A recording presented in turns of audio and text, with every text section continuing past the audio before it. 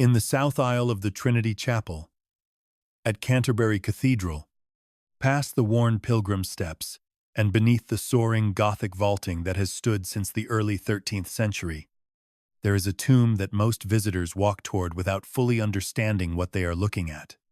The effigy below is bronze, cast with considerable skill, depicting a man in full armor, with his hands joined in prayer, and his face composed in an expression of stern calm. Above the tomb, mounted on a wooden beam, hang several objects that appear at first glance to be the personal military equipment of the man buried beneath. A helm topped with a carved cap in the shape of a lion, a shield bearing the royal arms of England differenced with a label of 3 points, a pair of gauntlets, the remnants of a surcoat embroidered with the same heraldic devices, a scabbard, empty now, the sword long since separated from it. These objects are collectively known as the funeral achievements, and they have been associated with this tomb for over 6 centuries. They constitute one of the most famous displays of medieval military identity anywhere in England, perhaps anywhere in Europe, and nearly everything the casual visitor assumes about them requires careful qualification. The man buried here is Edward of Woodstock, eldest son of King Edward III of England, born in June of 1330 and dead by June of 1376. 1 year before his father, he never became king. He was Prince of Wales, Duke of Cornwall, and for a troubled decade, the ruling prince of Aquitaine. In his own lifetime, he was celebrated across Europe as one of the most formidable military commanders of his generation.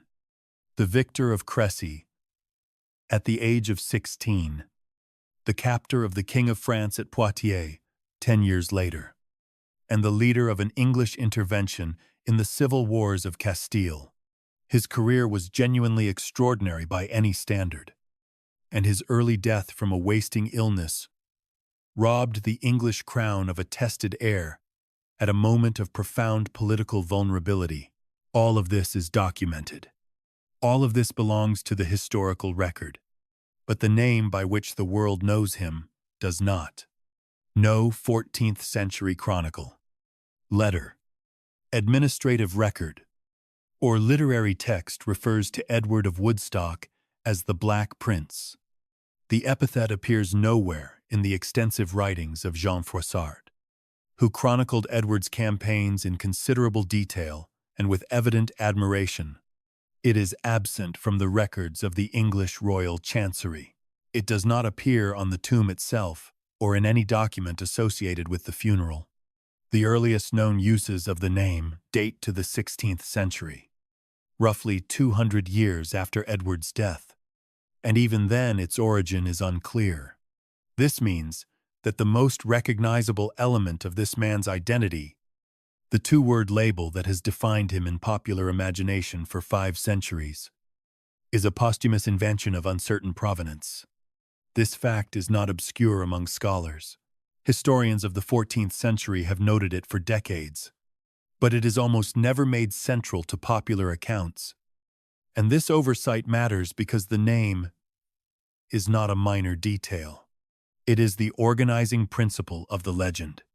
Once you call a man the Black Prince, you have already begun to transform him from a specific historical figure with a specific and complicated record into a character in a national romance. The name implies darkness, severity, fearsome martial power. It carries an aesthetic charge that the historical Edward, with his bureaucratic disputes over Aquitanian taxation and his chronic intestinal illness, does not always sustain. The name, in short, does work. It reshapes how people see everything else associated with the man, including the objects that hang above his tomb. This is what makes the relics at Canterbury so interesting and so instructive as a case study in how nations construct their heroes.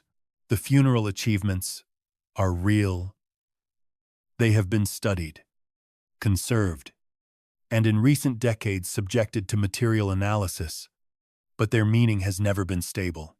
In the 14th century, they were components of a funeral ritual, placed above the tomb according to established aristocratic convention. In the 16th and 17th centuries, as the Black Prince legend crystallized, they became relics of a national warrior saint, visited and venerated in a spirit that blurred the line between religious pilgrimage and patriotic devotion. In the 19th century, during the Victorian revival of medieval chivalry, they became emblems of English martial virtue, symbols of an imagined golden age of honorable warfare. And in the 20th and 21st centuries, as conservators examined them more closely, awkward questions emerged. The helm is a jousting helm, not a battle helm. The surcoat's embroidery is remarkably fine for a garment supposedly worn in the field. The gauntlets may not match the armor depicted on the effigy below. These are not revelations that destroy the display's significance, but they complicate it in ways that most visitors never learn. And then, there is the other relic, the one that is not at Canterbury at all, but sits in the Tower of London. Mounted in the Imperial State Crown, the enormous red stone known as the Black Prince's ruby is not a ruby. It is a spinel, a different mineral entirely, and its traditional provenance. The story that it was given to Edward by Pedro the Cruel of Castile after the Battle of Nájera in 1367 is attested by later tradition, but not by any contemporary document that has survived. The stone is real. Its history in the English crown jewels, from at least the Tudor period onward, is well documented. But the chain of custody between Nájera and the first reliable inventory is broken. And the romantic narrative that fills the gap is exactly that, a narrative. What follows in this account is not a conventional biography of the Black Prince. It is not a retelling of the battles, though the battles will appear where they are necessary. It is instead an examination of the objects, the name, and the tomb, treated as historical evidence in their own right. Each relic will be traced through its documented history, its disputed interpretations, and the layers of legend that have accumulated around it. The goal is not to debunk or to diminish, but to see clearly, to understand what these inherited objects can actually prove about the man they memorialize, what they reveal about the centuries that reimagined him, and what happens to a historical figure when the symbol becomes more powerful than the source. The bronze effigy lies with its hands together, its face turned upward. Above it, the achievements hang in the filtered light of the Trinity Chapel. Between the man below and the objects above, there is a space, both physical and interpretive, that 600 years of storytelling have tried to close. This account will try, instead, to hold it open. Edward of Woodstock was born on the 15th of June, 13, at Woodstock Palace, in Oxfordshire, the eldest surviving son of King Edward III of England and Philippa of Hainault. His birth was a matter of immediate dynastic significance. Edward III had come to the throne in 1327 after the deposition of his father, Edward II, in circumstances that had shaken the legitimacy of the English crown. The arrival of a male heir helped to stabilize the new king's position and to signal continuity. The infant Edward was created Duke of Cornwall in 1337, the first person ever to hold that title, and in 1343 he was invested as Prince of Wales. These titles were not honorary. They carried lands, a revenue, and administrative responsibilities that would shape the prince's political identity for the rest of his life. In the documentary record of his own time, he was referred to by these titles, or simply as the king's eldest son, The name Edward of Woodstock is itself a modern scholarly convention, used to distinguish him from his father and grandfather without relying on the anachronistic epithet. The household in which Edward grew up was one shaped by deliberate, chivalric performance.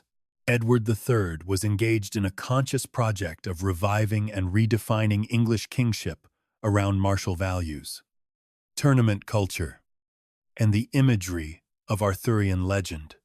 The founding of the Order of the Garter, probably in 1348, was the most visible expression of this program, but it permeated the court more broadly. The young prince was trained in arms, immersed in the culture of the tournament, and prepared from an early age for command. His education was not unusual for a royal heir of the period, but the intensity of his father's investment in chivalric display meant that Edward grew up in a court where military reputation was not merely valued, but actively manufactured. Chronicles were patronized. Tournaments were staged with elaborate theatrical elements, and acts of battlefield courage were publicized and rewarded with a sophistication that modern observers might recognize as strategic communication. It is essential to understand this context because it means that from the very beginning of Edward's military career, the line between documented achievement and curated narrative was already blurred. The chronicles that describe his early life were not neutral records. Froissart, the most famous and widely read of the chroniclers who covered Edward's campaigns, was a court writer whose patrons included Philippa of Hainault herself.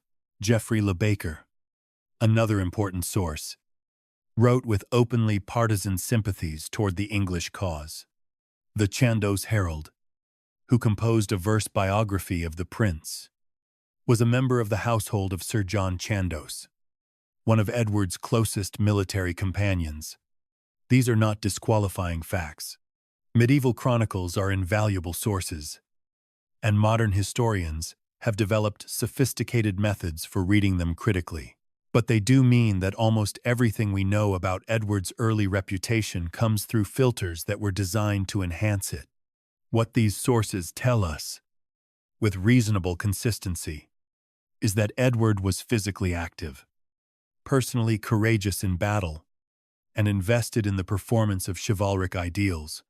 He participated in his first major campaign at the age of 16, accompanying his father's army to France in the summer of 1346. He was present at the siege of Caen, and he commanded a division of the English army at the Battle of Cressy in August of that year. The degree to which his command was nominal versus substantive at Crécy is debated, and the next section of this account will examine the battle in detail, but his presence on the field is not in doubt, and the fact that a 16-year-old prince was placed in a position of visible command, whatever the practical reality behind it, tells us something important about what Edward III wanted the world to see. Over the following 2 decades, Edward's career would encompass the great English victory at Poitiers in 1356, where he captured King John II of France in what was arguably the single most dramatic military event of the 100 Years' War. He would rule the English territories in southwestern France as Prince of Aquitaine from 1363, imposing taxes and administering justice in a role that brought him into direct conflict with the Gascon nobility. He would intervene in the Castilian Civil War in 1367, winning the Battle of Nájera, but contracting the illness that would slowly destroy his health over the next 9 years. And he would order the sack of the city of Limoges in 1370, an event that later chroniclers described in terms that have troubled his admirers ever since. All of this is the career of Edward of Woodstock, Prince of Wales. Not a syllable of it requires the name Black Prince to be intelligible. And yet the name exists, and it has done more to shape popular understanding of this man than any chronicle or administrative record. The question of where it came from is therefore not a trivial antiquarian puzzle. It is a question about the mechanics of historical memory. The earliest known appearance of the epithet in English is generally traced to the 16th century. Some scholars have pointed to references in Tudor antiquarian works, though the precise first usage is difficult to pin down because the term may have circulated in informal or oral tradition before it appeared in print. Several explanations have been proposed. The most common popular explanation is that Edward wore black armor, but there is no 14th century evidence for this. The effigy at Canterbury depicts him in standard armor of the period, gilded and decorated with heraldic devices. The funeral achievements include no black-colored elements. Another theory suggests the name referred to his fearsome reputation, particularly on the continent, where his campaigns caused widespread destruction. This is plausible as a general explanation for the connotation of the name, but it does not explain when or how the specific epithet was coined. A third possibility, proposed by some historians, is that the name arose from confusion or conflation with other figures, or simply from the literary tastes of a later period that enjoyed dramatic sobriquets. The honest answer is that we do not know why he was called the Black Prince, and the confident explanations offered in most popular accounts are working backward from the name to find a justification. What we can say with confidence is that the name changed everything. It gave Edward a brand, in the modern sense of the word, that was far more memorable and evocative than any of his actual titles. It created a character who could be slotted into narratives of English national greatness with an ease that the complicated, sometimes contradictory, historical Edward could not always sustain, and it retroactively colored every object associated with him. The helm at Canterbury was no longer simply a piece of funerary equipment. It was the Black Prince's helm. The spinel in the crown jewels was no longer simply a large red stone of uncertain provenance. It was the Black Prince's ruby. The name did not just label the man. It transformed the meaning of everything he left behind. The campaign that brought the English army to Cressy in the summer of 1346 was not originally designed to produce a pitched battle in northern France. Edward III had landed in Normandy in July with an army that included his eldest son, and the initial phase of the campaign was a chevauchée, a destructive march through enemy territory intended to undermine French resources, demonstrate English military reach, and provoke a response. The army moved through Normandy, sacked Caen with considerable violence, and then turned northeast toward the Somme. By late August, the English were in Ponthieu, a territory to which Edward III had a personal claim through his mother, and it was there, near the village of Crécy and Poitiers, that the king chose to stand and fight. The French army under Philip VI was larger, probably significantly so, though the exact numbers on both sides are uncertain and have been debated by military historians for generations. What is not debated is the outcome. The English won a decisive victory, and the battle became one of the defining engagements of the entire 100 Years' War. Edward of Woodstock's role at Cressy is the foundation stone of his military legend, and it is worth examining what the sources actually say. The most commonly cited account is that of Jean Froissart, who describes the young prince commanding the vanguard division, the position of greatest danger and greatest honor. According to Froissart, at a critical moment during the battle, messengers were sent to the king requesting reinforcements for the prince's hard-pressed division.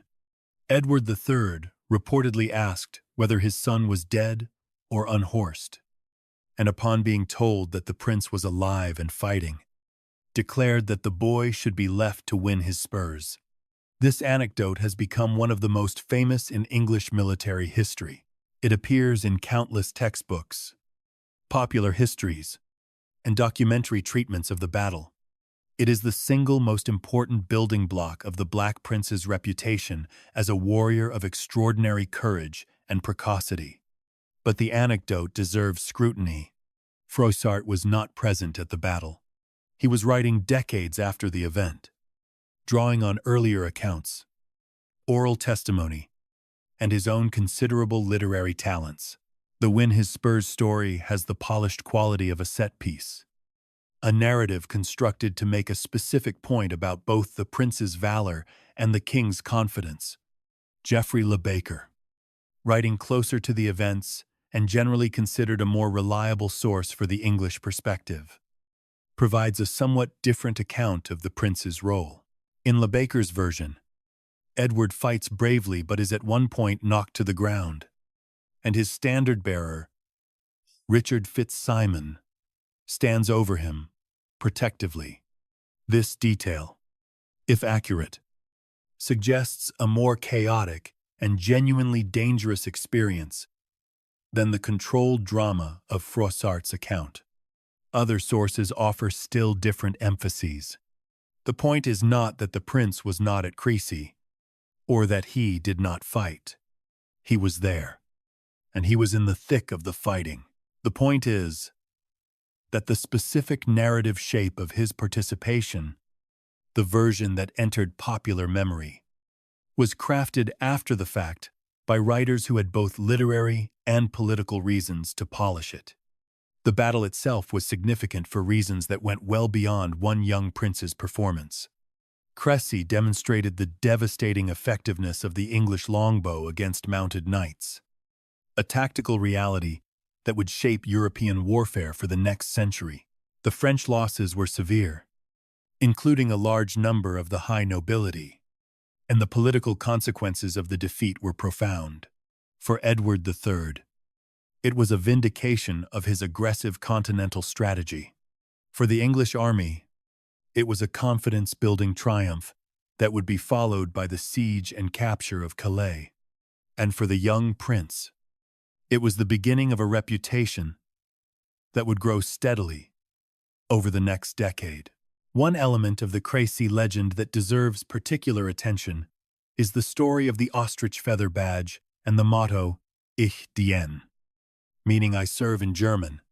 The traditional account holds that Edward took these from the blind King John of Bohemia, who was killed fighting on the French side at Cressy. The story is vivid and memorable, and it has been used to explain why the Prince of Wales's badge features 3 ostrich feathers to this day. But the evidence for this specific origin is weak. The ostrich feather badge appears in association with Edward of Woodstock before Crécy, and the motto's origins are genuinely obscure. Some scholars have suggested that Ich diene may be a corruption of a Welsh phrase, Ich dyn, meaning your man, connected to the prince's title as Prince of Wales. Others have proposed different derivations entirely. The connection to the King of Bohemia is not documented in any contemporary source and appears to be a later embellishment, likely dating to the 16th century or possibly earlier. What we can say is that the badge and motto became firmly associated with the Prince of Wales, and the Crécy origin story gave them a narrative weight and a romantic provenance that served the interests of later generations in constructing a heroic image. The aftermath of Crécy also illustrates how quickly Edward's reputation was being shaped by forces beyond the battlefield itself. The English court had a sophisticated understanding of how military success could be used to build political legitimacy, and the young prince's participation at Cressy was publicized in ways that maximized its impact. Letters were circulated, chronicles were encouraged, and the tournament culture of the English court provided a ready-made framework for celebrating martial achievement. Edward was not simply a soldier who had fought well. He was being made into a symbol of the new English military confidence, a living proof that the Plantagenet dynasty could produce warriors of the highest caliber. This process of reputation building was not cynical in the modern sense. It operated within the conventions of 14th-century chivalric culture, where the celebration of martial deeds was an expected and valued social practice. But it was deliberate, and it meant that the Edward who emerged from Cressy in the historical record was already partly a constructed figure, shaped by the needs and ambitions of his father's court. The distinction between what Edward actually did at Cressy and what was said about it afterward is not a distinction between truth and falsehood. It is a distinction between layers of evidence, and learning to read those layers is essential for understanding everything that came after. The relics, the name, the legend, all of them rest on a foundation that was laid at Crécy, and that foundation was always a mixture of genuine achievement and purposeful storytelling. 10 years after Crécy, on the 19th of September, 1356, Edward of Woodstock achieved the single most consequential military success of his career at the Battle of Poitiers. By this point, Edward was 26 years old, an experienced commander who had been conducting independent operations in southwestern France. The campaign that led to Poitiers was another chevauchée, launched from English-held Aquitaine into central France. And like many such expeditions, it was intended to damage the economic and political fabric of French royal authority rather than to seek a set-piece battle. But the French king, Jean II, had gathered a substantially larger army and moved to intercept the English force. By mid-September, the two armies were in close proximity near the city of Poitiers, and after brief and unsuccessful negotiations, battle became inevitable. The tactical details of Poitiers have been analyzed extensively by military historians, and while the sources do not agree on every point, the general shape of the engagement is clear. Edward chose a strong defensive position, using hedges, ditches, and a slight rise in the ground to offset the French numerical advantage. The English deployed dismounted men-at-arms supported by longbowmen, a tactical combination that had proved effective at Cressy and would be deployed again at Agincourt nearly 60 years later. The French attacked in successive divisions, and each attack was repulsed with heavy losses. In the final phase of the battle, Edward ordered a mounted counterattack that broke the remaining French formation. King Jean II, fighting on foot with a small retinue around him, was captured after fierce hand-to-hand combat. The capture of a reigning king on the battlefield was an event of staggering political and symbolic significance. Nothing comparable had happened in living memory, and the shockwave it sent through European courts was enormous. The aftermath of Jean's capture is where the historical record intersects most directly with the chivalric legend. Froissart describes a scene in which Edward, having won the battle, hosted a supper for the captive French king and treated him with elaborate courtesy. According to Froissart, the prince personally served the king at table and refused to sit with him, insisting that he was not worthy to dine beside so great a sovereign. He praised Jean's courage in battle and assured him that his father, Edward III, would treat him with all honor. This scene has become one of the canonical moments of medieval chivalric literature, cited endlessly as evidence of the prince's noble character and his commitment to the ideals of knightly conduct. It is depicted in paintings, recounted in popular histories, and held up as an example of the best that the medieval warrior aristocracy could produce. How much of this actually happened as described is uncertain. Froissart's account is vivid and detailed, but Froissart was a literary artist as much as a historian, and his descriptions of courtly interactions frequently read as idealized compositions rather than transcriptions of observed events. The supper may well have taken place in some form. It was entirely consistent with the conventions of aristocratic warfare that a captured king would be treated with ceremonial respect, both because the chivalric code demanded it and because Jean was worth an enormous ransom. and needed to be kept in good condition and good humor. The display of deference was also politically strategic. By performing the role of the gracious and humble victor, Edward enhanced his own reputation and demonstrated that the English could be trusted to observe the rules of the game. The chivalric performance and the political calculation were not separate motivations. They were aspects of the same system. The ransom negotiations that followed confirmed the scale of the English triumph. John II was taken to England, where he would remain a captive for several years. The Treaty of Bretigny, agreed in 1360, set his ransom at 3 million gold écus, an almost inconceivable sum that placed a crippling financial burden on France. The treaty also granted Edward III sovereignty over vast territories in southwestern France, including Aquitaine, Poitou, and Calais.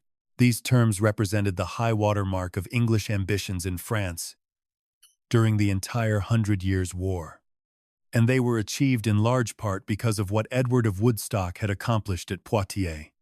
The prince's military reputation, already high after Crécy, was now unassailable. He was regarded across Europe as one of the foremost commanders of his age, a man who had not merely won a battle, but captured a king. Yet even at this moment of supreme achievement, the complexities of Edward's character and the ambiguities of his record are visible. The campaign that led to Poitiers had involved the usual destruction associated with a chevauchée, the burning of crops and villages, the seizure of livestock, the displacement of civilian populations. This was standard military practice for the period, and Edward was neither more nor less destructive than other commanders of his generation. But it sits uneasily alongside the polished, chivalric image of the prince serving his captive at supper. The man who performed courtly deference toward a king was the same man who had just marched an army through the French countryside, leaving ruin in his wake. These were not contradictions in the medieval understanding of warfare. They were complementary aspects of a single system in which violence against commoners and courtesy toward fellow aristocrats coexisted without apparent tension. Modern observers who find this difficult to reconcile are responding to a genuine moral complexity.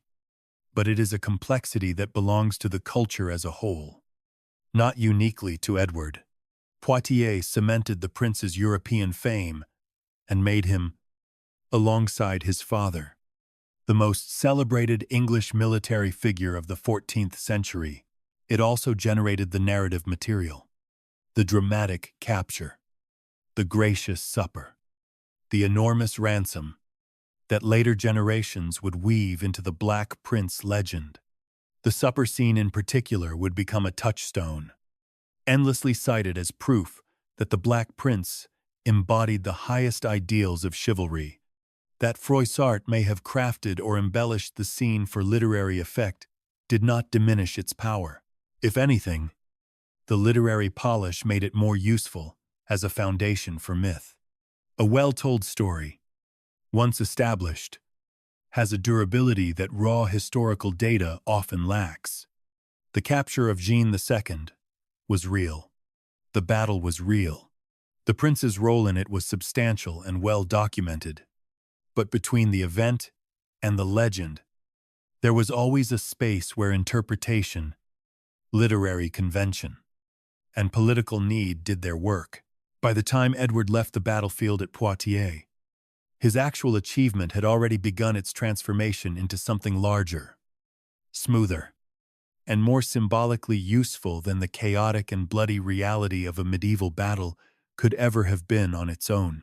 After the triumph of Poitiers and the favorable terms of the Treaty of Bretigny, Edward of Woodstock entered a new phase of his career that would prove far more complicated and ultimately far more damaging than any battlefield engagement.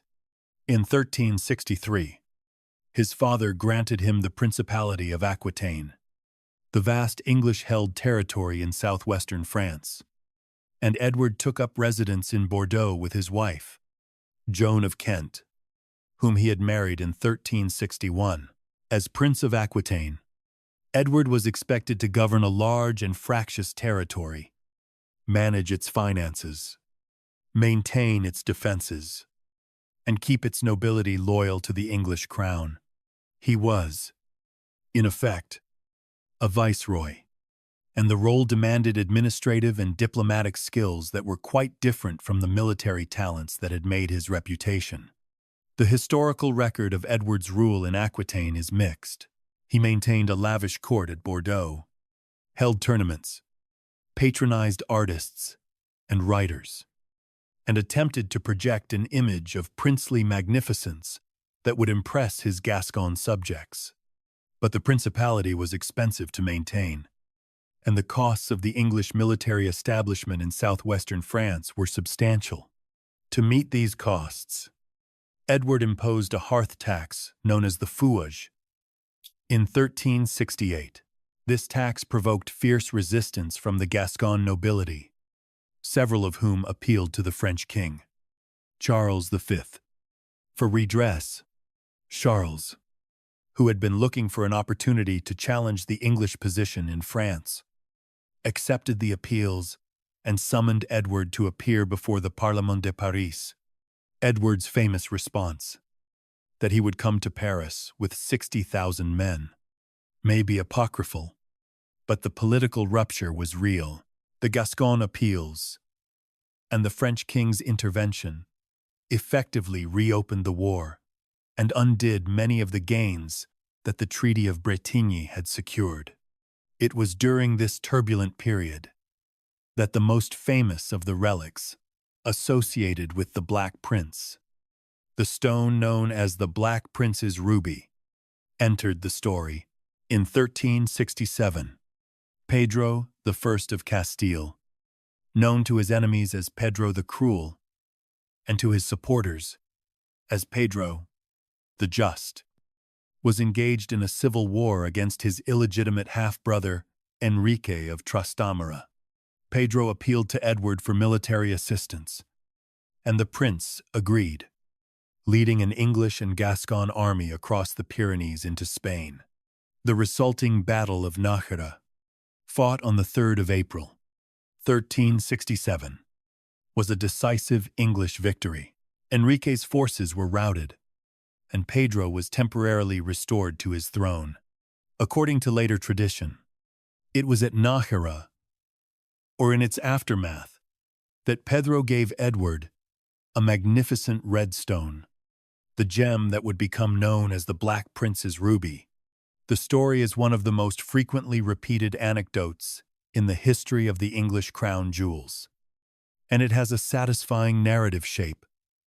The grateful king, rewarding his ally with a treasure of extraordinary value. But the evidentiary basis for this specific transaction is remarkably thin. No contemporary chronicle describes the gift in detail. The earliest accounts that connect the stone to Pedro and Nájera date from considerably later, and they vary in their specifics. What can be established is that a large red stone was in the possession of the English crown by the Tudor period at the latest, and that by the 16th century it was being identified with the story of Pedro's gift to Edward. The stone itself is not what its traditional name claims. It is not a ruby. It is a spinel, a mineral that is chemically and crystallographically distinct from corundum, the mineral that produces true rubies and sapphires. Spinels and rubies can appear similar to the naked eye, particularly in the large, unfaceted form in which the Black Prince's stone exists. And before the development of modern mineralogy, the distinction was not consistently recognized. The stone is approximately 170 carats, roughly polished rather than cut in the faceted style that became standard in later centuries, and it has a small hole drilled at one end, suggesting that it was originally designed to be worn as a pendant or mounted in a different setting than the one it currently occupies. These physical characteristics are consistent with a stone of Central Asian origin, possibly from the Badakhshan region of what is now Afghanistan. which was the principal source of large spinels in the medieval period. But this provenance is inferred from the stone's type and characteristics, not from any documented chain of custody. The gap between what can be proven and what is traditionally claimed about this stone is a perfect illustration of the broader pattern that shapes the entire Black Prince legend. The stone is real. It is very large, very old, and very impressive. It has been in the English crown jewels for centuries, and its presence there is documented from at least the Tudor period onward. But the specific romantic narrative that Pedro handed it to Edward on a Spanish battlefield in gratitude for military aid cannot be confirmed from surviving 14th century sources. It may be true. It may be approximately true. It may be an invention that attached itself to the stone at some later date. The honest historical assessment is that we do not know, and that the confidence with which the story is usually presented in popular accounts significantly overstates the strength of the evidence. The campaign in Castile, whatever its connection to the spinel, had consequences that were far more significant for Edward's life than any gemstone. The expedition was financially ruinous. Pedro failed to pay the agreed costs of the English intervention, leaving Edward with enormous debts. The army suffered severely from disease during the campaign, and Edward himself contracted an illness, possibly dysentery, or some related condition, from which he would never fully recover. His health deteriorated steadily after the return from Spain, and the once vigorous prince became increasingly incapacitated. The irony is considerable. The campaign that later tradition would commemorate through the gift of a magnificent jewel was in reality the beginning of Edward's physical decline and political unraveling. The romantic story of the ruby conceals a much harsher truth about the costs of the Castilian adventure. The Fouage crisis, the reopening of the war with France, and Edward's failing health combined to create a situation in which the Principality of Aquitaine became increasingly ungovernable. By 1370, the English position in southwestern France was deteriorating rapidly, and it was in this context that the most controversial episode of Edward's career took place, the sack of Limoges, which will be examined in the next section, would add another layer of complexity to a reputation that was already far more ambiguous than the later legend would suggest. And the stone that bore his name would continue its own separate journey through English history, accumulating new stories and new meanings with each century that passed. In September of 1370, the city of Limoges was besieged and taken by an English force under the command of Edward of Woodstock. The circumstances were specific.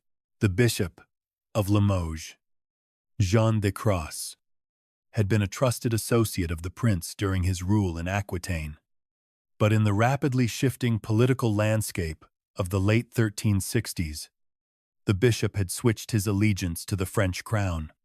Edward regarded this as a personal betrayal, and when English forces arrived at Limoges, the prince, by now so ill that he had to be carried in a litter, ordered the city to be assaulted. The siege was brief. The walls were undermined. A section collapsed, and English troops entered the city. What happened next has been debated by historians for over 6 centuries. The account that has dominated popular understanding of the event comes from Jean Froissart. In his chronicle, Froissart describes a scene of indiscriminate slaughter. He writes that the English soldiers killed men, women, and children without distinction, that more than 3,000 people were put to the sword, and that the prince, watching from his litter, showed no mercy, despite the pleas of the citizens. The passage is one of the most graphic and disturbing in Froissart's entire chronicle, and it stands in stark contrast to the chivalric idealism that characterizes his treatment of Edward elsewhere. For later readers, particularly those who wish to maintain the image of the Black Prince as a paragon of knightly virtue. The Limoges episode was a problem. It seemed to reveal a capacity for cruelty that was incompatible with the legend. Modern scholarship has complicated Froissart's account in important ways without entirely rehabilitating the prince's reputation. Archaeological evidence from the site of the assault does not support the claim of 3,000 dead. The area breached by the mining operation was relatively small, and the population of the affected district was likely far smaller than Froissart's figure implies. Some historians have argued that the violence, while real, was more limited in scope than the chronicle suggests, and that Froissart may have exaggerated the scale of the destruction for dramatic effect, or because he was drawing on unreliable second-hand reports. Other scholars have pointed out that the distinction Froissart makes between combatants and non-combatants may not reflect the categories that Edward and his commanders were using.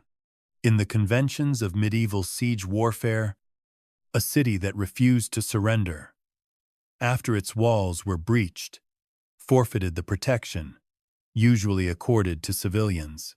This does not make the killing morally acceptable by any standard, but it does place it within a recognized military framework, rather than casting it as an act of singular barbarism.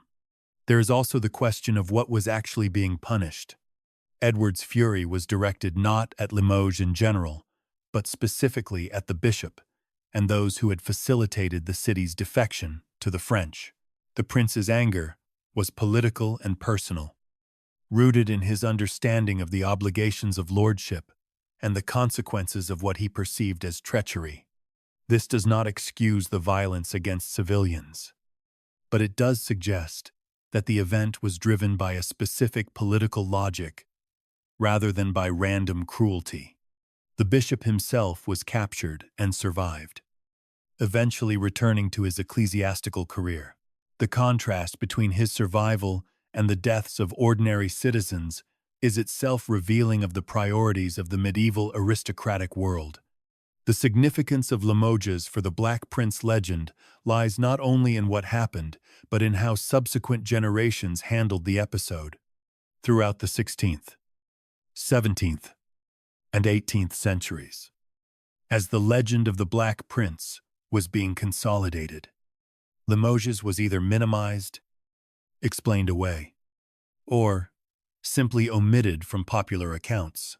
Writers who wished to present Edward as the embodiment of English chivalric virtue had little use for an episode that showed him ordering the killing of civilians while lying in a litter. Some accounts justified the violence by emphasizing the bishop's treachery. Others reduced the casualty figures or characterized the event as a normal military action. Still others simply did not mention it at all, allowing the positive narratives of Crécy and Poitiers to dominate the picture unchallenged. This selective memory is itself a form of evidence, not about what happened at Limoges, but about how the Black Prince legend was constructed. The legend required a figure of uncomplicated martial virtue, and Limoges was a complication, by filtering it out or by reducing it to a footnote. Successive generations of writers and historians ensured that the dominant image of the prince remained the one that served their needs. The relics at Canterbury, the gleaming armor and the prayerful effigy, offered no hint of Limoges. The stone in the crown jewels told a story of royal generosity and battlefield glory, not of wasting illness and scorched earth tactics. The name itself, the Black Prince, carried connotations of fearsome power, but not of moral ambiguity. The legend was built by inclusion and exclusion alike, and what was excluded is at least as revealing as what was kept. For the modern historian, Limoges is valuable precisely because it resists the legend. It reminds us that Edward of Woodstock was not a symbol, but a man operating within a specific political and military context, making decisions under pressure, responding to betrayal with a violence that was extreme, even by the standards of his time, but not unique to him. Other commanders of the Hundred Years' War committed comparable acts without attracting the same level of retrospective criticism, in part because they were not burdened by a legend that demanded moral perfection. The Black Prince's treatment of Limoges seems shocking, partly because it contradicts the expectations created by the myth. A commander without the myth might have been judged differently. The episode also illustrates the physical reality of Edward's condition by 1370. The prince who had fought on horseback at Crécy and Poitiers was now unable to stand. He was carried onto the field in a litter, directing operations from a prone position.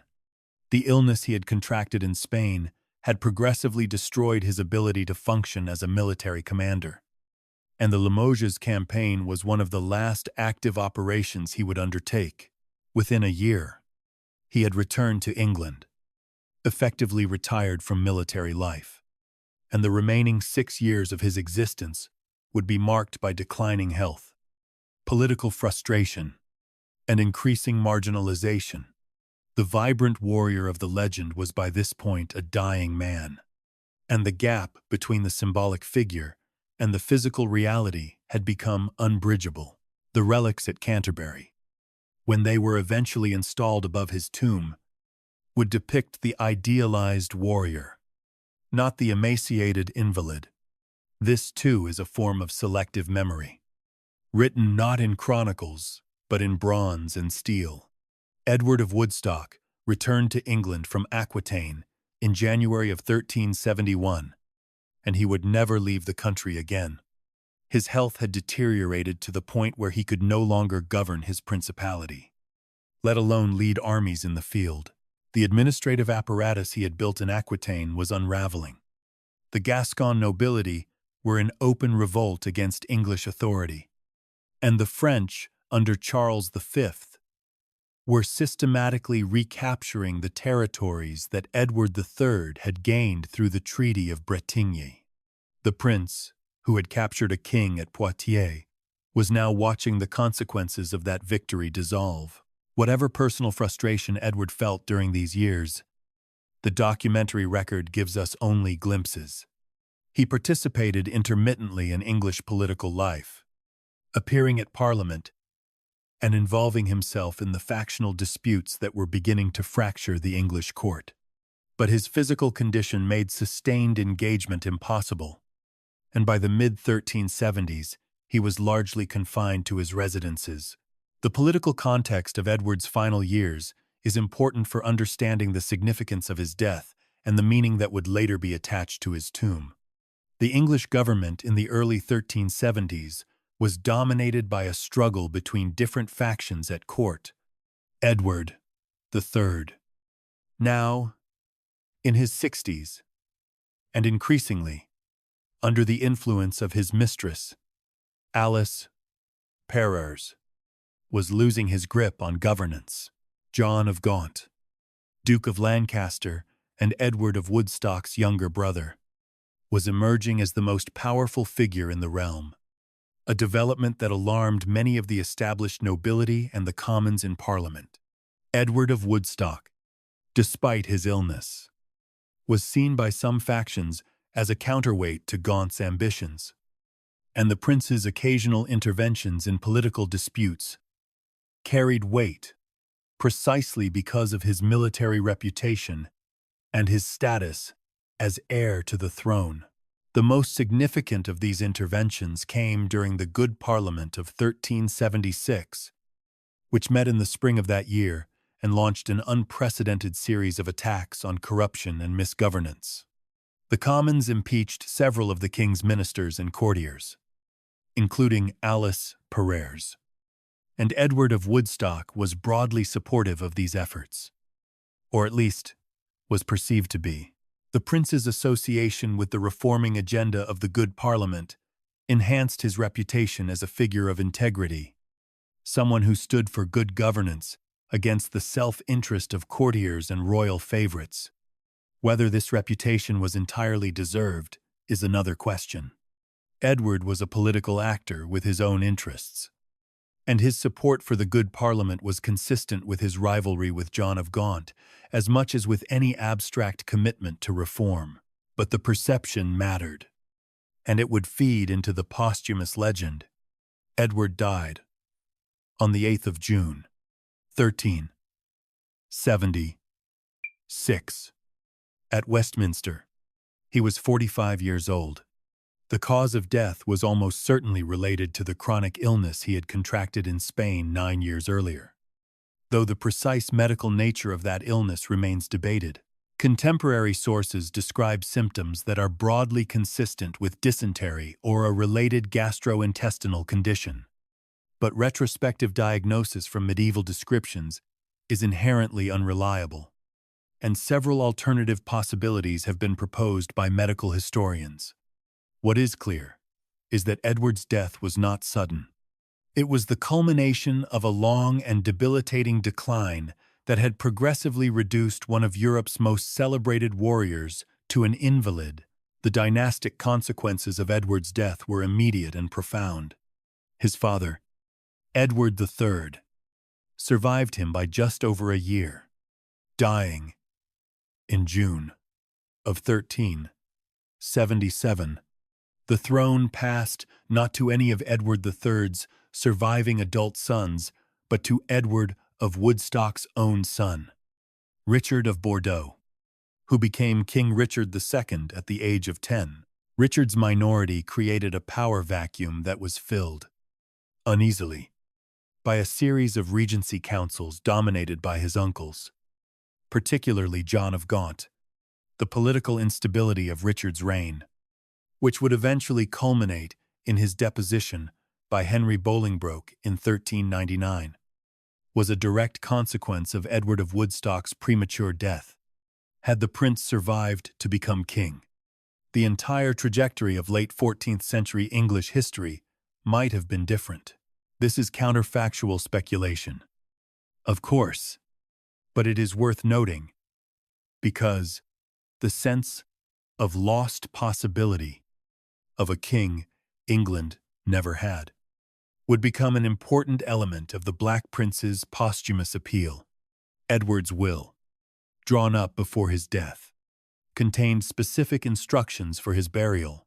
He requested interment at Canterbury Cathedral, in the Trinity Chapel, near the shrine of Thomas Becket, which was, at that time, one of the most important pilgrimage sites in Europe. The choice of Canterbury over Westminster Abbey, where most English kings and queens were buried, was significant. It associated Edward with the cult of Becket and with the religious prestige of Canterbury, rather than with the secular power of the monarchy. The will also specified details of the funeral ceremony and the tomb's design, including a request for the funeral achievements to be displayed above the burial site. This practice, the hanging of a deceased nobleman's military equipment above his tomb, was an established convention of aristocratic funerary culture. It was not unique to Edward, but the completeness and quality of the Canterbury achievements and the prominence of the tomb's location within the cathedral gave them a visibility that few comparable displays could match. The funeral itself was a major state occasion, attended by the king, the nobility, and representatives of the church. Edward was buried with the honors appropriate to his rank, and the tomb was constructed and decorated in the years that followed. The effigy, cast in bronze by craftsmen whose identity is not securely documented, depicted the prince in full armor with his hands joined in prayer, a conventional pose for aristocratic tomb effigies of the period. The funeral achievements were mounted above on a wooden beam, creating the distinctive two-level display that visitors to Canterbury encounter today. In the immediate aftermath of Edward's death, the tomb was understood primarily as a memorial to a specific person, the king's eldest son, a celebrated warrior who had died before inheriting the throne. It was a personal monument, set within a religious context, and its meaning was shaped by the grief, the dynastic anxiety, and the political tensions of the moment. The transformation of the tomb into something larger, a national shrine to an idealized warrior prince, would come later, and it would require the invention of a name that Edward himself had never heard. The objects displayed above Edward of Woodstock's tomb at Canterbury Cathedral constitute one of the most important surviving assemblages of medieval military equipment in England, and they have been the subject of sustained scholarly attention since at least the 19th century. They are commonly referred to as the funeral achievements, a term drawn from the heraldic and funerary vocabulary of the medieval aristocracy. In the conventions of the period, it was customary for a nobleman's military equipment, or objects representing it, to be carried in the funeral procession and then displayed above the tomb as a permanent memorial. The practice served both a practical and a symbolic function. Practically, it identified the tomb with the deceased in an era when effigies could be stylized and heraldry was sometimes shared across family lines. Symbolically, it asserted the martial identity of the dead man and his continued presence. In some metaphorical sense, within the community of the living, the Canterbury achievements are among the best preserved and most complete examples of this tradition. But they are not unique. Similar displays existed, and in some cases still exist, in churches and cathedrals across England and continental Europe. The individual components of the display are as follows. There is a helm, a shield, a pair of gauntlets, the remains of a surcoat or jupon, and a scabbard. Each of these objects has been examined by conservators and historians, and each presents its own set of questions about authenticity, function, and date. The helm is perhaps the most immediately striking object. It is a great helm of the type used in tournaments, topped with a crest in the form of a lion statant, which stands upon a cap of maintenance. This form of helmet was designed for jousting rather than battlefield combat, a distinction that is significant because it suggests that the helm was either a tournament piece rather than a war piece, or that it was purpose-made for the funeral display rather than taken from Edward's personal equipment. Great helms of this type were heavy, offered limited visibility, and were falling out of military use by the second half of the 14th century, replaced by lighter and more practical designs, such as the bassinet. The helm's presence above the tomb does not necessarily mean that Edward wore it in battle, and most scholars now believe it is either a tournament helm or a ceremonial object. The shield is a wooden construction covered with gesso and painted with the royal arms of England quartered with France, differenced with a label of 3 points, as appropriate for the eldest son of the king. Its shape and construction are broadly consistent with shields of the mid to late 14th century. Though the condition of the object makes precise dating difficult, the painted surface has deteriorated significantly over the centuries, and the current appearance is the result of multiple interventions by conservators. The gauntlets are made of leather and metal, and their style has been the subject of debate. Some scholars have noted that they do not precisely match the gauntlets depicted on the bronze effigy below, which raises the possibility that the effigy and the achievements were produced by different workshops or at different dates, or that one or both were idealized rather than directly representational. The surcoat, or jupon, is a textile garment embroidered with the quartered arms, and it is one of the most remarkable surviving examples of 14th century English embroidery. Its quality is exceptionally high, which has led some scholars to question whether it was ever intended to be worn in the field. A garment of this quality would have been extremely valuable and impractical for use in actual military operations, suggesting again that the achievements may have been ceremonial or funerary objects rather than items of personal military use. The scabbard is the final major component. It is made of wood, covered with leather, and it is empty. The sword, having been lost or removed at an unknown date. The absence of the sword is itself a small mystery.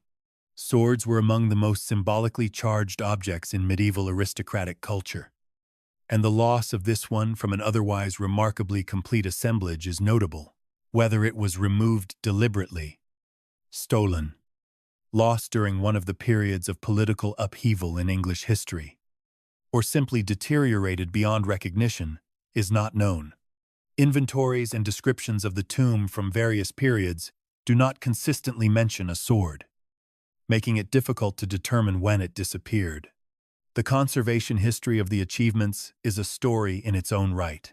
By the 18th century, the objects were in poor condition, and various interventions were undertaken to stabilize and repair them.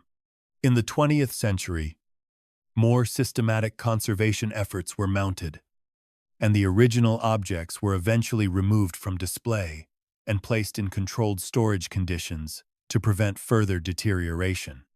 Replicas were created and installed in their place, and it is these replicas that most visitors to Canterbury Cathedral see today. The originals can be viewed in a separate display within the cathedral, under conditions that allow for closer examination.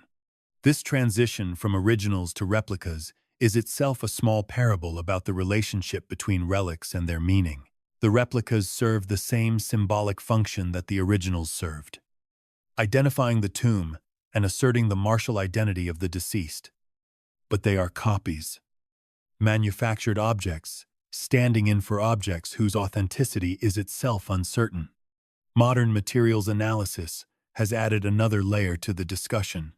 Studies of the helm, the shield, and the textiles have provided information about construction techniques in materials, and in some cases approximate dating.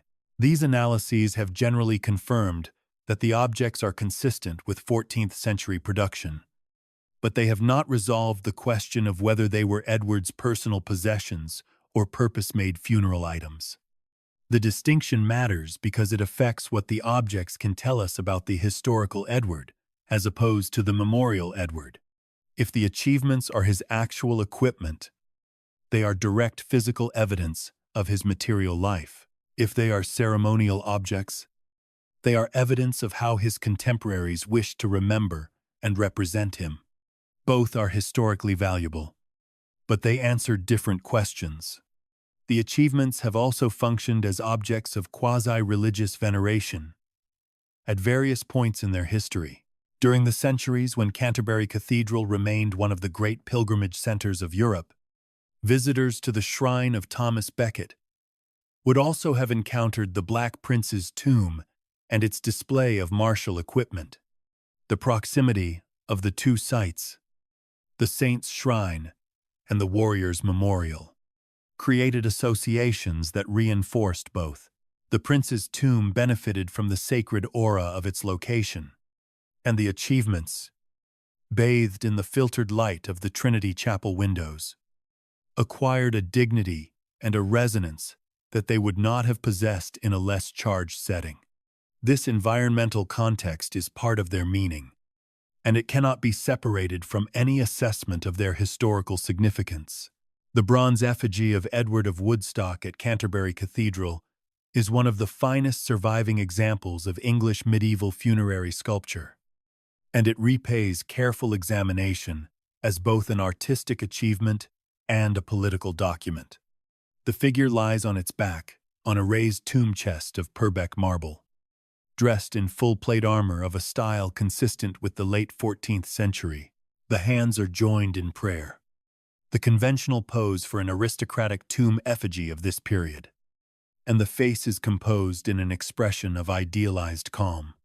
The armor is depicted with considerable detail, including articulated gauntlets, a bassinet-style helmet resting beneath the head, and a mail aventail protecting the neck. The heraldic surcoat bears the quartered arms of England and France. At the figure's feet lies a small animal, sometimes identified as a dog, which was a common funerary motif symbolizing fidelity. The overall effect is of a warrior at rest, his martial identity fully displayed, but his posture, one of devotion and submission to divine authority. The quality of the casting is high enough to suggest that the effigy was produced by a workshop of considerable skill, but the identity of the craftsman has not been securely established. English bronze casting in the 14th century was a specialized and expensive practice, and the number of workshops capable of producing a piece of this quality was limited. Some scholars have suggested connections to specific London-based founders, but the attributions remain tentative. What is clear is that the effigy was commissioned by someone with both the resources and the aesthetic ambition to produce a memorial of the first rank, given Edward's status as heir to the throne and the political sensitivity surrounding his death and his young son's accession. It is reasonable to assume that the commission was overseen either by the executors of Edward's will or by the royal court itself. Though documentary evidence for the specific commissioning process is incomplete, the armor depicted on the effigy deserves particular attention because it makes claims about the historical Edward that may or may not be accurate. The style of armor shown is broadly appropriate for the period of Edward's death in 1376. But effigy armor was not always a literal representation of what the deceased actually wore. Tomb sculptors worked within artistic conventions that emphasized the ideal rather than the individual. And the armor on an effigy might represent the most up-to-date style of the commissioning period, rather than the actual equipment of the deceased. This means that the effigy's armor, while consistent with late 14th century manufacture, cannot be treated as a reliable guide to what Edward of Woodstock personally wore in battle or at court. It tells us what the commissioners wanted him to look like, which is a different, and in some ways more interesting kind of evidence. The face of the effigy presents a related interpretive problem.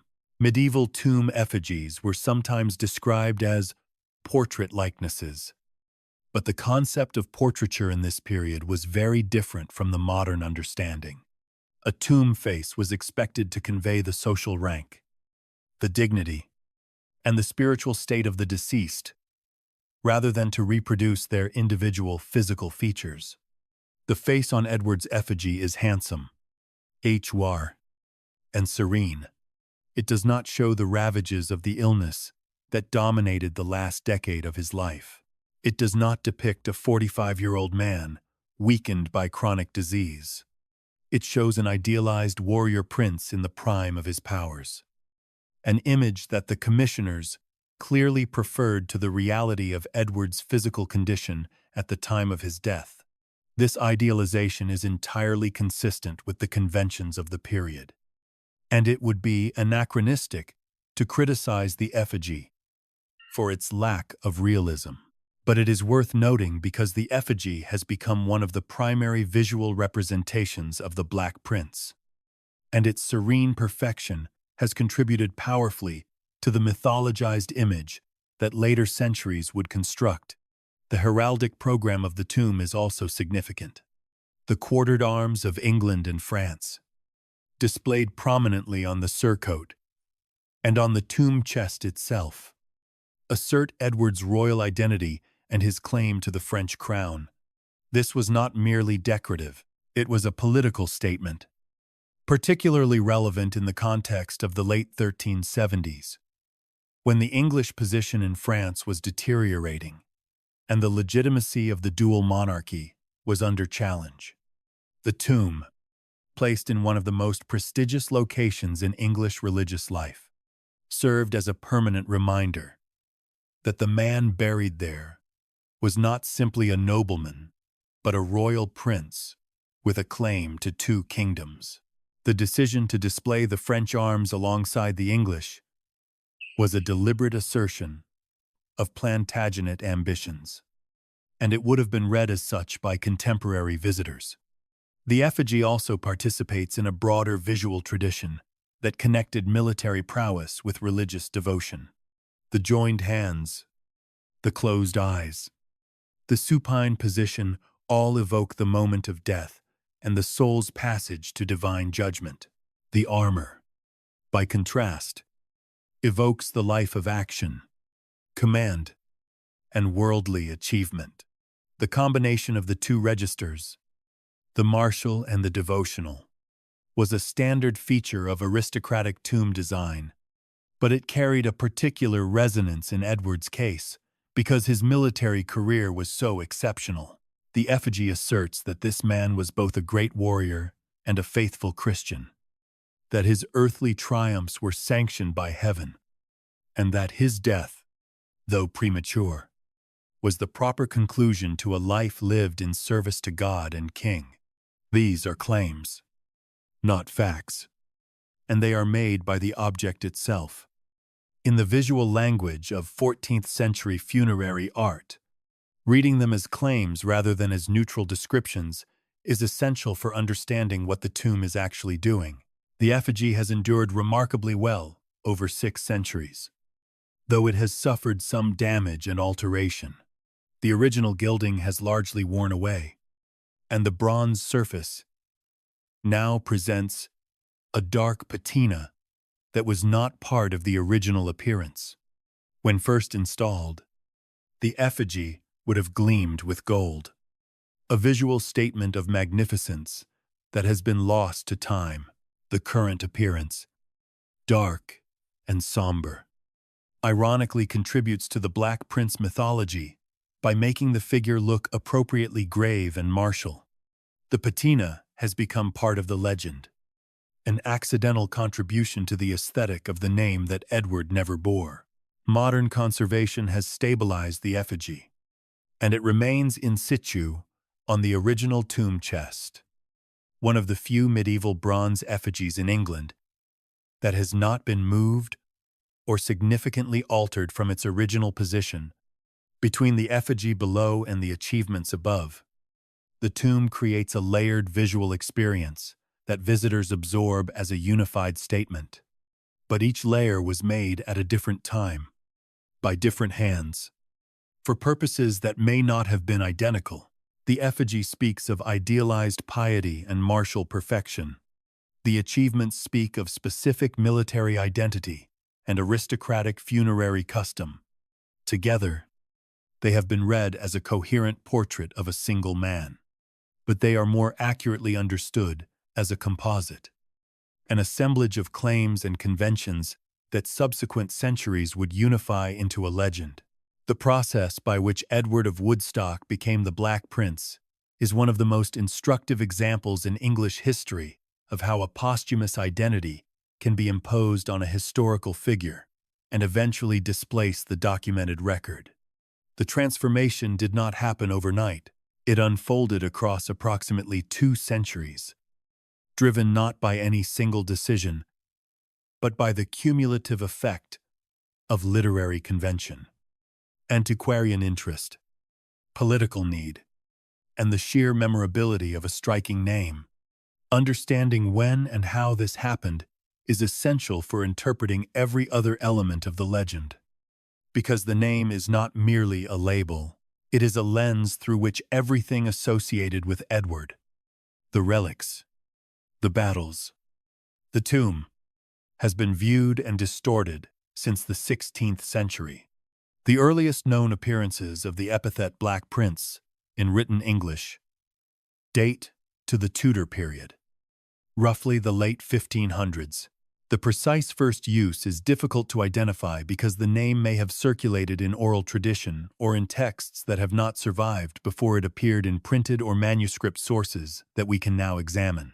Some scholars have pointed to the Chronicle of John Leland, the antiquary who traveled through England in the 1530s and 1540s, recording historical sites and traditions, as one of the early vectors for the name's dissemination, though Leland's own usage may reflect, rather than originate, the tradition. By the time Raphael Holinshed published his chronicles in 1577, the name was sufficiently established to be used without explanation. suggesting that it had already achieved a degree of common currency among educated English readers.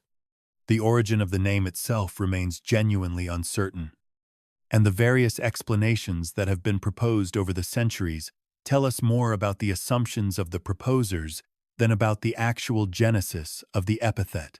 The most popular explanation, repeated in countless popular histories and tourist guidebooks, is that Edward wore black armor. This is a straightforward and visually compelling theory, and it has the advantage of providing a concrete physical explanation for an otherwise mysterious name. But there is no 14th century evidence that Edward favored black armor, and the effigy at Canterbury, which is the closest we have to a contemporary representation of the prince in armor, depicts standard equipment with heraldic decoration, not a distinctive black color scheme. The armor theory cannot be disproven, since the absence of evidence is not evidence of absence, but it lacks positive support and appears to be a retrospective rationalization rather than a documented fact. A second explanation holds that the name derived from Edward's fearsome reputation, particularly among the French and the populations of those regions that experienced his campaigns. The word black, in this reading, is metaphorical, signifying terror, severity, or ruthlessness. This interpretation has more general plausibility than the armor theory, because Edward's campaigns were undeniably destructive, and his reputation on the continent was not uniformly positive. But it does not explain the specific mechanism by which a general reputation for severity would crystallize into the particular two-word epithet, Black Prince, at a point in time roughly 2 centuries after the events in question. Reputations for military ferocity were common among medieval commanders, and most of them did not generate comparable posthumous nicknames. Something more specific must have been at work, and the identity of that catalyst remains unknown.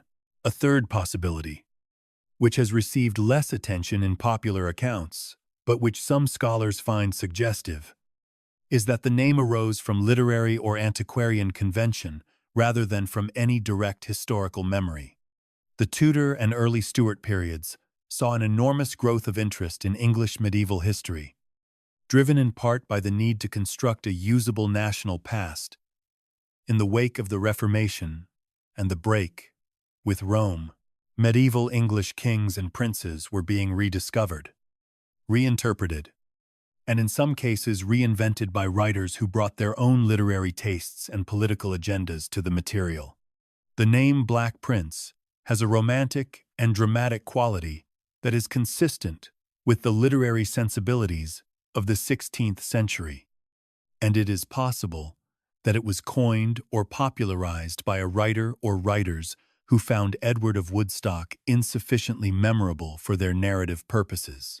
This would make the name a product of the same cultural moment that produced Shakespeare's history plays and the broader Tudor project of constructing an English historical mythology. Whatever its origin, the name's effect on the legend was transformative. Before the name, Edward of Woodstock was a distinguished but historical figure, known primarily to those with an interest in the chronicles of the 100 Years' War. After the name, the Black Prince was a character of almost mythological stature, instantly recognizable and richly evocative.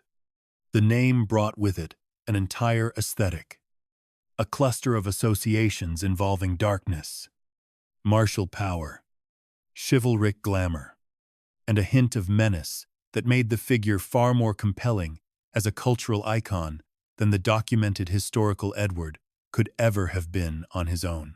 It provided the legend with a brand, and like all effective brands, it simplified a complex reality into a single memorable impression. The name also retroactively changed the meaning of the physical objects associated with Edward. Before the name, the helm at Canterbury was a piece of funerary equipment. After the name, it was the Black Prince's helm, an object charged with the romantic associations of the epithet. Before the name, the spinel and the crown jewels was a large red stone of uncertain provenance. After the name, it was the Black Prince's ruby, a treasure with a story that connected it to the glamour and the violence of medieval warfare. The name did not just describe the man. It reconstructed the entire network of objects, places, and narratives associated with him, transforming each element from a piece of historical evidence into a component of a national myth. This is the power of naming, and it is the reason why the question of the name's origin is not a trivial matter of historical curiosity, but a question about the fundamental mechanics of how legends are made. By the 17th century, the Black Prince was firmly established as one of the central figures of English national mythology. He appeared in histories, in poetry, in political rhetoric, and in the emerging tradition of patriotic tourism that brought visitors to Canterbury Cathedral to see his tomb and his relics. Each subsequent century would add its own layer of interpretation, but the essential transformation had already occurred. The historical Edward of Woodstock, with his complicated record of brilliance and brutality, his chronic illness and his political failures, had been replaced by a symbol, and the symbol, unlike the man, would prove remarkably durable. The stone known as the Black Prince's ruby has had a longer and more thoroughly documented life as an object of state than any other single gemstone in the English crown jewels. And its journey through English history provides a remarkably clear case study in how physical objects accumulate meaning through successive acts of interpretation, display, and narrative attachment. As established in an earlier section, the stone is not a ruby, but a spinel, a distinction that was not understood in the medieval period, but that has been recognized since the development of modern mineralogy. Its traditional association with Edward of Woodstock and the Battle of Nottingham in 1367 rests on later narrative tradition rather than on any contemporary document that survives. What can be documented is the stone's presence in the English royal collection from at least the Tudor period, and its role in a succession of crowns and state occasions that span more than 5 centuries. The most famous story attached to the spinel after its supposed acquisition at Nottingham is the tradition that King Henry V wore it on his helm at the Battle of Agincourt in 1415. According to this account, the stone was mounted on the king's bassinet and was nearly lost during the battle when the Duke of Alençon struck Henry a blow that damaged the crown and sent the stone tumbling. The story is dramatic and has been repeated in nearly every popular account of the Black Prince's ruby, but its evidentiary basis is uncertain. Contemporary accounts of Agincourt do mention the damage to Henry's helmet and the blow from Alençon, but the specific detail of the stone being present and endangered is not consistently attested in the earliest sources. Some historians accept the tradition as broadly plausible, arguing that it was customary for kings to wear jeweled coronets or helms in battle as markers of their rank. Others regard the story as a later embellishment, designed to connect the stone to another iconic English military victory, thereby enhancing its symbolic value. The honest assessment is that the Agincourt connection is possible but unproven. The stone's survival through the English Civil War of the 1640s is one of the more remarkable chapters in its history. When the parliamentary government ordered the destruction of the royal regalia in 1649, following the execution of Charles I, most of the medieval crown jewels were broken up, and the precious metals and stones were sold or repurposed. The spinel somehow survived this destruction. The traditional explanation is that it was concealed or sold to a sympathizer, who preserved it and returned it to the crown after the restoration of Charles II in 1660. The details of this survival are poorly documented, and the gap in the stone's provenance during the interregnum period is one of the most significant lacunae in its documented history. What is clear is that when the regalia was reconstituted after the restoration, the spinel was among the stones available for inclusion in the new crown, and it was mounted prominently in the state crown that was created for Charles II's coronation. Since the restoration, the stone's documented history is continuous and well attested. It has been remounted in successive state crowns, as the regalia has been periodically updated, and it currently occupies a prominent position in the Imperial State Crown. The crown, worn by the monarch at the state opening of Parliament. The stone is set in the front of the crown, below the so-called Second Star of Africa diamond, and above the band of the crown itself. Its position ensures maximum visibility and symbolic prominence. It is one of the first things that viewers notice about the crown, and its deep red color makes it visually distinctive even among the other large and valuable stones in the regalia. The irony of its position is considerable. A stone whose early provenance is uncertain, whose connection to the Black Prince is unproven, and whose mineralogical identity was misunderstood for centuries, occupies one of the most prominent positions in the most important piece of English and British state ceremonial equipment. The persistence of the name Black Prince's ruby, despite the stone's identification as a spinel, is itself worthy of analysis. The mineralogical distinction between rubies and spinels was established in the 18th century, and by the 19th century, it was widely understood among gemologists and educated observers that the stone in the state crown was not a true ruby. Yet the name has never been officially changed, and it continues to be used in virtually all descriptions of the crown jewels. From scholarly catalogues to tourist literature, this persistence reflects the power of the narrative over the scientific fact. The story of the Black Prince's ruby is too good, too deeply embedded in the mythology of the English crown, to be displaced by a mineralogical technicality. Calling the stone the Black Prince's spinel would be more accurate, but would diminish its romantic appeal and its connection to the medieval past. The inaccurate name is preserved because it serves a symbolic function that accuracy would undermine. The stone has also served as a focal point for popular engagement with the crown jewels more broadly. When visitors to the Tower of London view the Imperial State Crown, the Black Prince's ruby is one of the named and narrated objects that guides and labels draw attention to. Its story, told briefly, connects the viewer to a medieval battlefield, to a foreign king's gift, to the drama of Agincourt, and to the survival of the regalia through civil war.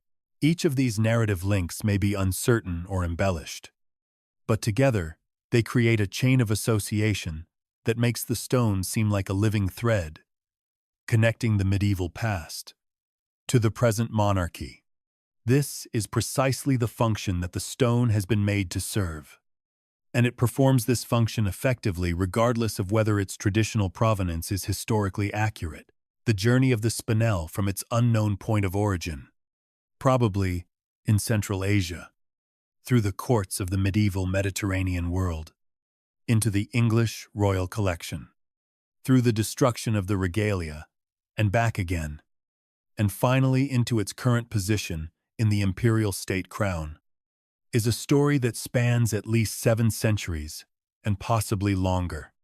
At each stage, the stone acquired new meanings, new stories, and new symbolic functions. It was never simply a gemstone. It was always also a vehicle for narrative, a surface onto which successive generations projected their own needs, values, and self-images. The medieval court saw a treasure of royal magnificence. The Tudor historians saw a relic of the Black Prince's chivalric glory. The Victorians saw a symbol of England's martial heritage, and modern visitors to the Tower see an object whose traditional name, whose traditional story, and whose traditional identity are all, in various degrees, inaccurate. The stone persists, magnificent and impassive. while the stories change around it. The transformation of Edward of Woodstock into a figure of national mythology did not end with the invention of the name. Once the Black Prince existed as a concept, a recognizable character, with a memorable label and a set of associated stories. He became available for deployment in the service of successive political and cultural projects. Each era found in the Black Prince what it needed to find, and the relics at Canterbury and in the crown jewels served as physical anchors for narratives that shifted their emphasis with each generation, tracing the Black Prince through English literature, political rhetoric, and public culture. From the 16th century to the 20th, reveals not a stable historical figure, but a remarkably adaptable symbol, one whose meaning was constantly being renegotiated in response to changing national circumstances. The Elizabethan period was the first great age of the Black Prince's literary afterlife. The play Edward III, which was entered in the Stationer's Register in 1595 and has been tentatively attributed in part to Shakespeare, drew heavily on the chronicle tradition of the prince's campaigns in France. The play dramatizes the Crécy campaign and presents the young Edward as a figure of martial courage and filial devotion, qualities that resonated powerfully in a period when English national identity was being consolidated around the monarchy and the Protestant cause. Whether or not Shakespeare wrote the scenes involving the prince, the play's existence demonstrates that the Black Prince was already a recognized and marketable figure on the Elizabethan stage, a character whose name alone could draw an audience.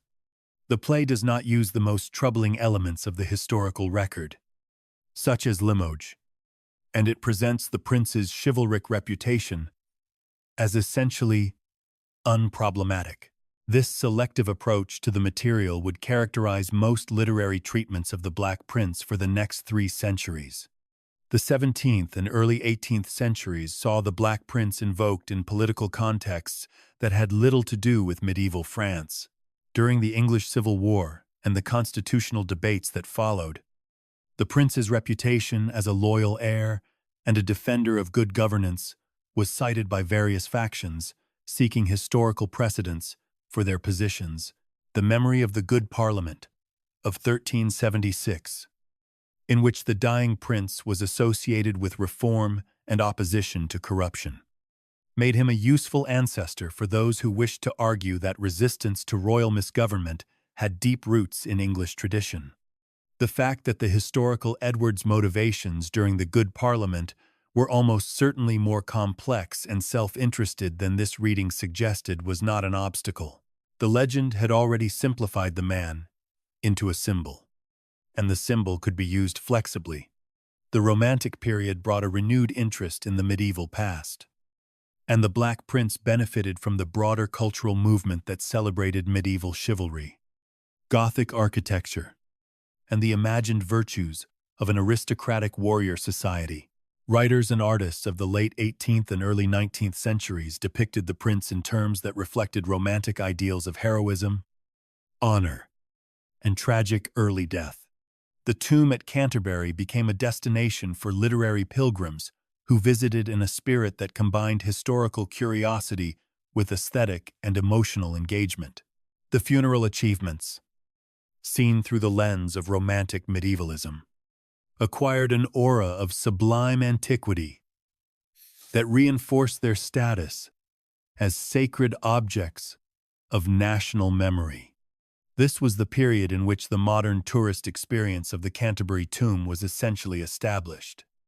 The combination of architectural grandeur, dimmed light, martial equipment, and a sense of contact with an idealized medieval past.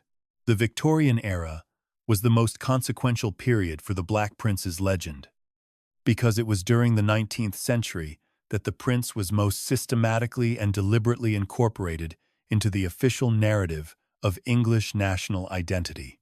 The Victorians needed medieval heroes who could serve as moral exemplars and as ancestors for the imperial project, and the Black Prince was an ideal candidate. His military victories in France could be read as precursors to the expansion of British power overseas. His supposed chivalric virtues could be held up as models for the behavior expected of British officers and administrators. His early death added a dimension of noble sacrifice that appealed to Victorian sensibilities about duty, honor, and the cost of greatness. The prince appeared in school textbooks, in popular histories, in paintings exhibited at the Royal Academy, and in public monuments. His image was cleaned of ambiguity and presented to the British public as a straightforward example of martial virtue and patriotic devotion. The Canterbury tomb and its achievements played a specific role in this Victorian canonization. The cathedral was, by this time, a major tourist attraction, and the prince's tomb was among its most visited features. Guidebooks described the funeral achievements in reverential terms, presenting them as authentic relics of the great warrior, and encouraging visitors to view them as direct physical connections to the medieval past. The distinction between genuine personal equipment and funerary ceremonial objects was not drawn in popular accounts, and the helm, shield, and surcoat were understood by most visitors as the actual armor of the Black Prince, worn in his actual battles. The spinel in the Tower of London received similar treatment, its traditional story of Pedro's gift being presented as established fact rather than as later tradition. The combined effect of these presentations was to create a version of the Black Prince that was simultaneously more vivid and less accurate than the historical record warranted. The 20th century brought a gradual reassessment of the legend, driven by professional academic historians who applied more rigorous standards of evidence to the traditional narratives. The Limoges episode received more attention, and the uncomplicated heroic image of the prince began to be qualified by scholars who emphasized the complexities and contradictions of the historical record. The invention of the name was identified and discussed. The provenance of the spinel was subjected to scrutiny, and the funeral achievements were examined as material objects rather than as unquestioned relics. This scholarly correction did not, however, displace the popular legend. The Black Prince remains one of the most recognized figures in English medieval history. His name is still attached to the spinel in the crown jewels, and visitors to Canterbury still encounter his tomb and achievements in a setting that encourages reverence rather than critical analysis. The gap between the scholarly understanding and the popular image is wide, and it shows little sign of closing. The persistence of the legend in the face of scholarly qualification is itself a phenomenon worth considering. National myths are not easily dislodged by academic evidence, particularly when they are anchored by physical objects, institutional settings, and naming conventions that have been in place for centuries. The helm at Canterbury, the stone in the crown, and the name on every label and guidebook all reinforce a version of the Black Prince that serves ongoing cultural needs. These needs have changed over time, from Tudor nation-building to Victorian imperialism to modern heritage tourism, but the figure of the Black Prince has proved flexible enough to serve each of them. This adaptability is perhaps the most remarkable aspect of the entire legend. It is now possible to draw together the various threads of evidence and interpretation that have been developed across the preceding sections, and to offer a structured assessment of what is established, what is disputed, and what is legend for each of the major elements of the Black Prince's material legacy. This is not an exercise in debunking. The goal is clarity, a careful delineation of the boundaries between documented fact, reasonable inference, scholarly disagreement, and popular mythology. Each relic and each narrative element will be evaluated on its own terms, with attention to the quality and nature of the evidence that supports or undermines it. The Canterbury funeral achievements can be assessed with reasonable confidence as genuine 14th century objects. Materials analysis and stylistic comparison with other surviving examples of medieval military equipment support a date of manufacture consistent with the period of Edward of Woodstock's death in 1376 or shortly thereafter. What cannot be established with certainty is whether these objects were Edward's personal possessions, used by him in combat or tournament, or whether they were purpose-made for the funeral and tomb display. The evidence leans toward the latter interpretation for at least some of the objects, particularly the helm, which is a great helm of a type more associated with tournament use than with battlefield combat, and the surcoat, whose exceptionally fine embroidery seems impractical for field use. The gauntlets present a mixed picture, and the scabbard cannot be evaluated without the missing sword. The responsible conclusion is that the achievements are authentic 14th century objects associated with the tomb from an early date, but that their relationship to Edward's personal military equipment is uncertain and probably more ceremonial than literal. The tomb effigy is securely dated to the late 14th century and is of high artistic quality. It depicts an idealized warrior in armor consistent with the period, but the degree to which it represents Edward's actual physical appearance is unknowable. Medieval tomb effigies were not portraits in the modern sense, and the serene, youthful face on the Canterbury effigy is a conventional representation of noble virtue rather than a likeness of a specific individual. The heraldic program on the tomb is accurate for Edward's rank and titles, and the prominence of the French arms reflects the Plantagenet claim to the French crown. The effigy is valuable as evidence of 14th century artistic practice, funerary conventions, and the political messaging of the early Ricardian period. But it should not be treated as a documentary record of Edward's physical appearance or personal equipment. The spinel, known as the Black Prince's ruby, is a genuine and impressive gemstone of approximately 170 carats. Its identification as a spinel rather than a ruby is established beyond serious doubt. Its traditional provenance, the story that it was given to Edward by Pedro the Cruel of Castile after the Battle of Nájera in 1367, cannot be confirmed from surviving contemporary sources.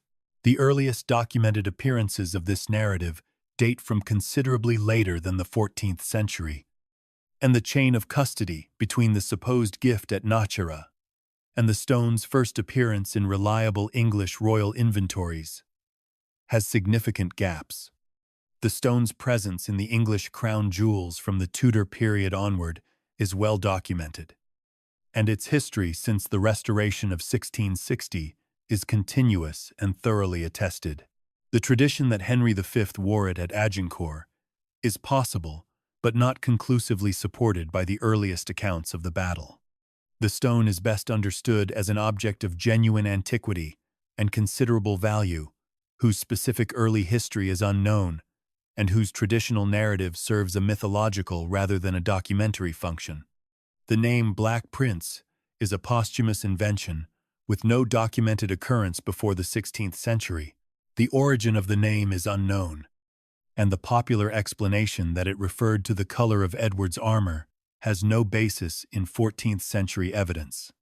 The name's invention and subsequent popularization transformed Edward from a historical figure known primarily to specialists and chronicle readers into a character of national mythology, and it retroactively altered the meaning of every object and narrative associated with him. The name is not a neutral label. It is the most important single element in the construction of the legend, and its artificial character should be acknowledged in any responsible historical treatment. Taking all of these elements together, a pattern emerges. The physical relics are genuine in the sense that they are real objects of considerable age and significance. The helm, the shield, the effigy, and the spinel all exist, and they are all broadly consistent with the period and context they are traditionally associated with. But the narratives attached to these objects, the stories that make them components of a coherent legend about a perfect warrior prince, are in every case either unverifiable, embellished, or demonstrably invented. The objects are older and more reliable than the stories told about them. This is not an unusual situation in the study of historical relics. But it is unusually clear in the case of the Black Prince, because the legend is so well known and the objects are so prominently displayed. The gap between what the relics can prove and what they are asked to mean is the central finding of this analysis. The Canterbury achievements can prove that someone was buried with considerable ceremony at Canterbury Cathedral in the late 14th century. They cannot prove that the Black Prince was a chivalric paragon. The spinel can prove that a large and valuable stone has been in the English crown jewels for centuries. It cannot prove that it was a gift from Pedro the Cruel to Edward of Woodstock. The effigy can prove that skilled craftsmen created a magnificent memorial for a royal prince. It cannot prove that the man it depicts looked like this or lived up to the ideals it embodies. And the name can prove that sometime in the 16th century, someone decided that Edward of Woodstock needed a more dramatic identity. It cannot prove anything about the historical Edward that a 14th century source does not already establish independently. This is not a reason to dismiss the relics or the legend. Both are genuinely valuable. But they are valuable for different reasons. The relics are valuable as material evidence of 14th century craftsmanship, funerary practice, and political culture. The legend is valuable as evidence of how successive generations of English people have constructed their national past and projected their values onto inherited objects. Understanding the difference between these two kinds of value is the purpose of this entire account. And it is, in the end, the most important thing the relics have to teach us. The Trinity Chapel at Canterbury Cathedral is quieter now than it was in the 14th century. The great shrine of Thomas Becket, which once drew pilgrims by the tens of thousands and filled the eastern end of the cathedral with the sounds of prayer, petition, and commerce, was destroyed in 1538 on the orders of Henry VIII. The gold, the jewels, the reliquary that had made the shrine one of the wonders of Christendom were confiscated by the crown. What remains is the empty space where the shrine stood, marked by a worn section of pavement and a single candle that burns in the darkness. The tomb of Edward of Woodstock, just a few feet away, survived the Reformation intact. The irony is worth noting. The saint's relics were destroyed because they were considered instruments of superstition and papal authority. The warrior's relics were preserved because they served a different kind of devotion, one that the new Protestant English state found useful rather than threatening. The Black Prince's tomb endured not because it was sacred in the religious sense, but because it was sacred in the national sense. And that distinction was enough to protect it. This survival is itself a form of evidence. Objects persist when institutions decide they are worth preserving. And the decisions that saved the Canterbury achievements and the spinel and the crown jewels were not neutral acts of conservation. They were choices about which elements of the medieval past would be carried forward into the national memory and which would be discarded. The Shrine of Becket represented a version of English history that the Tudor and Stuart states wished to suppress. One centered on papal authority, ecclesiastical power, and the subordination of royal prerogative to religious law. The tomb of the Black Prince represented a version they wished to promote, one centered on martial glory, royal lineage, and the continuity of the English crown across the centuries. The relics were preserved because the legend they supported was politically useful, and the legend endured because the relics were there to anchor it in physical reality. This circular relationship between objects and narratives is not unique to the Black Prince, but it is unusually visible in his case because both the objects and the narratives are so well documented. The question of what nations do with their inherited objects is not a question that can be answered in general terms. Each case is specific, shaped by the particular histories, political structures, and cultural needs of the society in question. But the Black Prince's relics offer an unusually instructive example because the layers of meaning are so clearly separable. The 14th century layer is a story about a prince, his funeral, and the conventional practices of aristocratic memorialization. The 16th century layer is a story about the invention of a name and the beginning of a national legend. The 19th century layer is a story about the Victorian appropriation of medieval imagery for the purposes of imperial self-justification. The 21st century layer is a story about heritage tourism, conservation science, and the uneasy relationship between popular mythology and professional scholarship. Each layer is distinct, and each has its own logic and its own evidence base. What is lost in the process of legend-making is not the man himself, who cannot be recovered in any case, but the complexity that made him human. The historical Edward of Woodstock was a formidable military commander who won two of the most important battles of the 100 Years' War and captured a reigning king on the battlefield. He was also a ruler who provoked rebellion through unpopular taxation, a commander who ordered the sack of a city under circumstances that remain morally troubling, and a man who spent the last decade of his life in progressively debilitating illness. He was ambitious, proud, capable of both ceremonial generosity and devastating violence. And he died at 45 without achieving the throne that had been his presumptive destiny since birth. These qualities do not add up to a simple story. They do not produce a character who can be reduced to a label or encapsulated by a name. The historical Edward resists the legend that bears his posthumous name precisely because he was a real person operating in a real world, where decisions were complicated, outcomes were uncertain, and moral clarity was a luxury that political and military life rarely afforded. The relics at Canterbury do not tell you this. They tell you something simpler and more useful for the purposes of national mythology. They tell you that a great warrior lies here, that his armor hangs above him, that his face is calm, and his hands are joined in prayer. The tomb offers closure, resolution, and beauty.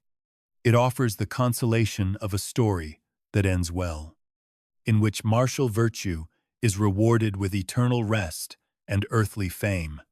This is what monuments do. They simplify, they select, they present a version of the past that the present can live with. The spinel in the crown jewels tells a similarly simplified story. It says that England's greatest treasures have deep medieval roots, that the stones in the monarch's crown connect the present sovereign to the warriors and kings of the distant past, and that this continuity is physical, tangible, and real. The stone's misidentification as a ruby is, in this context, almost irrelevant. The story does not require mineralogical accuracy. It requires a beautiful red stone with a name attached to a legend, and the spinel provides this perfectly. But between the simplified stories that the relics tell and the complicated reality they conceal, there is a space that matters. It is the space where historical understanding lives, the territory between what we want the past to have been and what the evidence, carefully and honestly assessed, actually supports. Entering this space does not require cynicism or iconoclasm. It does not require the destruction of legends or the demotion of national symbols. It requires only the willingness to look at inherited objects and ask what they can actually prove, as opposed to what we have been told they mean. The Canterbury achievements can be admired for their craftsmanship and their survival without being treated as the personal battle equipment of a perfect knight. The spinel can be appreciated for its beauty and its history without being called a ruby or credited with a provenance that cannot be verified. The tomb can be respected as a masterpiece of 14th-century art without being read as a faithful portrait of the man buried beneath it. Edward of Woodstock lies in the Trinity Chapel at Canterbury Cathedral, above him. The replicas of his funeral achievements hang in the filtered light, standing in for originals that are themselves, standing in for a man whom 6 centuries of storytelling have transformed beyond recognition. The name on the guidebook is one he never heard. The stone that bears his name is not the gem it claims to be. The armor above the tomb may never have been worn in any battle, and yet the tomb endures. The stone gleams in the Imperial State Crown, and the name persists. Because nations do not build their identities from verified facts alone. They build them from inherited objects, consecrated spaces, and stories told so often that they acquire the weight of truth. The Black Prince's relics are, in the end, exactly what they have always been. Evidence, not of a man, but of what a nation needed a man to be.